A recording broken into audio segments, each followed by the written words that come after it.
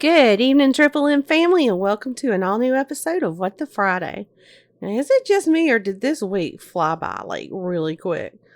When I went to bed last night, I realized it would be Friday today, and I hadn't even written this episode yet. I had done my research and I made some notes, but it hadn't been all put together. So I was sitting here at like 6 o'clock this morning writing this episode, but now I'm ready to bring it to y'all tonight. So I've got some sinus stuff going on, so I'm apologizing in advance if I sound a little rough or wonky. But anyway, tonight's episode is about a sibling who killed his little sister. And we've talked in the past about moms who kill their children and dads who have done the same, but tonight we're going a little darker.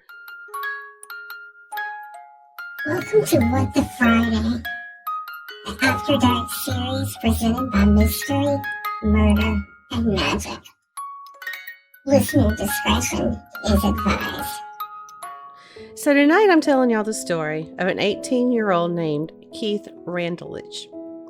Keith was not one who you would easily have guessed to think that he would kill a sibling.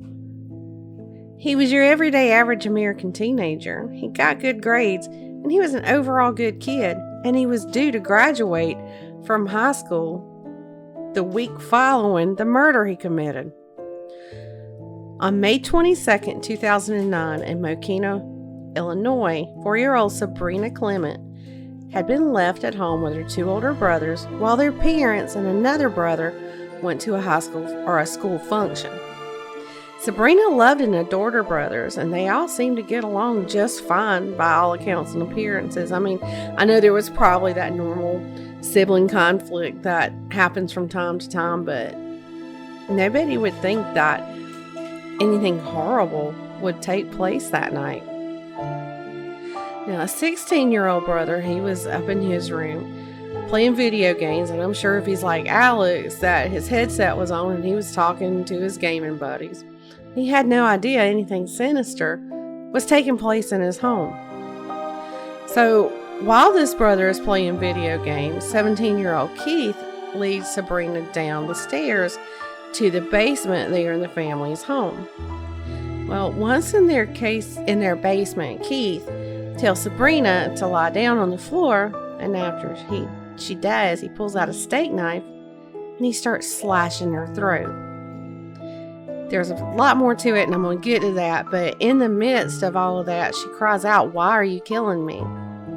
And even though that baby was crying out, he just continued until little Sabrina is dead. Well, after he killed her, he went back upstairs and he called 911 a total of 3 times. Now, each time he's on the phone with dispatchers, he's only on long enough to say a few words and then disconnects the call. On the first call, all he said was, "Come over quick." And then a few minutes later, he called back and said, "Get over here."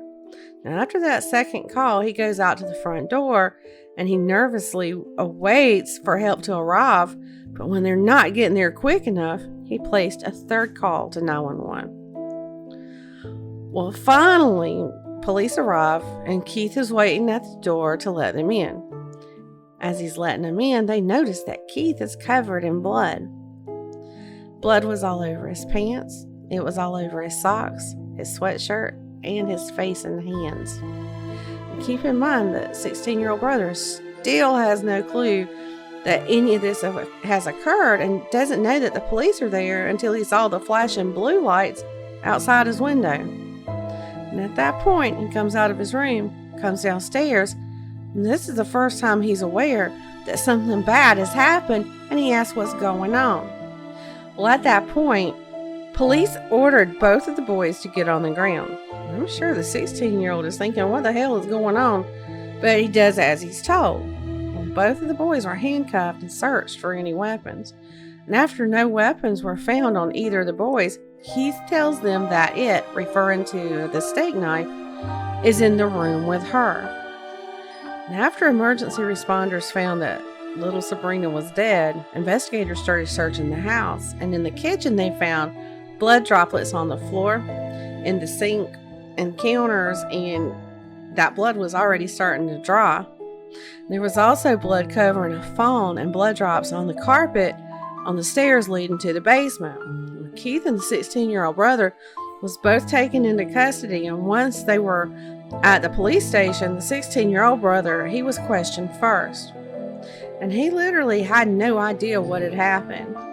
He knew nothing that would help in the investigation, so they basically just let him go.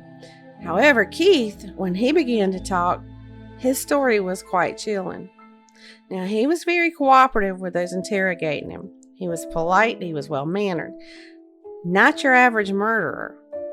So after asking Keith if he needed a drink or a bathroom break, the officers left him in the room for over 11 minutes, and the entire time that he's in there alone, he barely makes any movement. And when the investigators return, the interview starts off with a little small talk. One asks if he's a senior in high school and getting ready to graduate. Keith matter-of-factly just answers with, "I was." Like he's already accepted his fate and he knows that his life has now changed forever. Then he goes on to admit that he was doing something bad by saying that he didn't do this for no reason. When the investigators start asking questions about that day, Keith starts by telling them that he had had a conversation with his mom that afternoon. He stated that he was planning on moving out, and his mom told him that he could stay, and then he admits that he really didn't want to move out. He tells the investigators that he had just gotten a firearm permit the week before, and that he wanted to purchase a firearm, but his mom wouldn't allow it. So he uses the tactic of saying that he wants to move out to a friend's house as leverage, hoping that his mom would just give in and let him buy the firearm. He then made it clear to the officers that he wanted the firearm because he believed that his little sister Sabrina was being abused. When he couldn't purchase the firearm to kill the person abusing her, he kills her instead, and he says it's to protect her. And that's his words, not mine. These claims that Sabrina was being assaulted or abused has never been found to be true, though. So on that night, it was actually the 16-year-old boy that was supposed to be watching Sabrina, but Keith said that he would watch her, and the two, Keith and Sabrina, went to the basement, which was also his bedroom. They watched SpongeBob together for a little while, and then Sabrina wanted to paint with him. And that's when Keith told her to lie down on the floor, and that he would paint with her. But at that point, he took out the knife. He'd had the knife in his hoodie pocket, and it had been there since about 5 minutes before he told his brother that he would watch her. And he admitted that he had told his brother that he would watch her so that he could kill her, and he had been thinking about killing her since when his mom said that he couldn't buy the firearm. Now, as Keith starts going into detail about how he killed her, he asks the cops if he'll have to repeat the information in court. I mean, maybe he's worried about his parents having to hear it, or that he's ashamed of what he's done. And his body language starts showing that he's nervous or anxious. He starts wringing his hands constantly. Keith says that once Sabrina laid down, he told her that he loved her, and then he took out the knife. First, he made a small cut, and she was begging him to stop, but he continued. During this, Sabrina is still talking to him, asking him, "Why are you killing me?" And he still continued. When she stopped talking to him, but he could see that she was still breathing, he ran upstairs and made that first call to 911. After that first call, he came back downstairs into the basement to check on her, and this is when he realized that Sabrina was no longer alive. After hanging up from his second call to 911, they called back, meaning 911 called back, and that's when he told them that there had been a murder. He also admitted in the interrogation that after he realized that she was dead, he gave her a kiss and told her, "I'm sorry, I had to do this." Well, at this point, investigators take a long break and leave Keith in the room by himself. Once they return, they start questioning him about how it made sense to him that killing Sabrina was protecting her. And this is when Keith mentions that this could have been premeditated. And this, of course, piques the officer's attention. and they want him to expand on that. Well, Keith explains to them that he had started thinking about doing the murder around 3:30 that afternoon and carried out his plan a few hours later, and goes on to say that he wasn't suffering from temporary insanity. So now the investigators start putting on a little pressure because they believe that he is lying about something because his motive just doesn't make sense. And it really doesn't make sense at all. He continues to blame someone for assaulting her. And that's when investigators ask him if he himself, meaning Keith, had ever had an inappropriate relationship with his sister. Well, Keith is clearly confused by this, and it takes him a good little bit to understand what they mean by that. But as he continues to state that someone was assaulting or abusing Sabrina, and that's why he killed her, the investigators are clearly getting frustrated and start asking him about what he's not telling them. Investigators tell him that what he's done to Sabrina, ending her life, is far worse than whatever the other person was supposedly doing to her. But he defends his actions by saying that it only took about 4 minutes and she's no longer in any pain. This polite kid is starting to sound like a psychopath. Investigators asked him if he ever tried talking to anyone like school counselors or DCFS, and he says that when he tried to talk to his parents about it, they just laughed at him and told him to not be a snitch.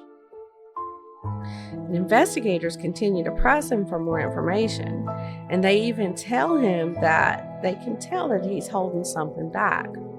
And in an effort to get Keith to tell them everything, Keith goes on and on about how much he loves his sister, but then he brings up the argument over the firearm again with his mom. He tells investigators that over a week before the murder, his mom had asked him to watch Sabrina that night while she, his stepfather, and 14-year-old brother attend that school function. But after the argument, she asked the 16-year-old to watch Sabrina instead. And he stated that she wasn't friendly to him at all, but she did bring dinner to him. And he quickly adds at the end that argument had nothing to do with what he did. Several times throughout the interrogation, Keith says that he couldn't instead kill whoever he thought was assaulting Sabrina with that knife because they were bigger and stronger than him. None of this is making sense to the investigators at all, and they continue to ask pointed questions in an effort to get Keith to crack. But Keith sticks to his story that he was protecting Sabrina. The officers take another break, and while they're out, another officer and an evidence technician come in with some clean clothes for Keith to change into so they can collect the bloody clothes that he's wearing, and they also take a few photos of him. Well, while Keith is being interrogated shortly after 9 p.m., Keith's parents and brother return home only to find a crime scene. Now, can you imagine what that must have been like for them? I mean, you think everything's okay, but when you pull into your driveway, there's crime scene tape and a yard full of police cars. And the investigator on the scene told them what had happened and that both of their sons were in custody. And when the parents were interviewed, Keith's stepfather told investigators that for a while, Keith had been acting weird, just behaving oddly. But he had always been a quiet kid who kept to himself mostly, and he didn't have a whole lot of friends. But when investigators talked to his mom, Anne, she had a very, very different story. She told them that Keith didn't get along with anyone or like anyone in the family except for Sabrina, and he would often say mean things to hurt other family members. There had actually been some physical violence between her and Keith. She went on to say that she never saw any evidence of abuse or assault to Sabrina. Keith was found psychologically fit to stand trial, but a doctor did find that he had this personality disorder. But that particular disorder, it was never specified. When Keith was talked to, he did enter what they call a blind plea of guilt. to first-degree murder. And what that basically means is that he entered a guilty plea without knowing what his sentence would be. Like, there had not been any plea bargains, anything like that. In 2011, he was sentenced to 40 years in prison, and not one single member of his family or any of the few friends that he had attended his sentencing. And that 40 years is straight time, which means he doesn't have the possibility of parole, and he can't get out early for good behavior. Now he's 30 years old, and he's serving his sentence at Pontiac Correctional Institute. Now, originally I had planned on talking about more sibling murders, but this one story really gets to me, and so I'm just going to stop right here. And I may do, future episodes on sibling murders. But anyway, that's all I have for tonight. Y'all have a good weekend, and don't forget to come back on Monday for part 3 of the Days of Our Murdaws.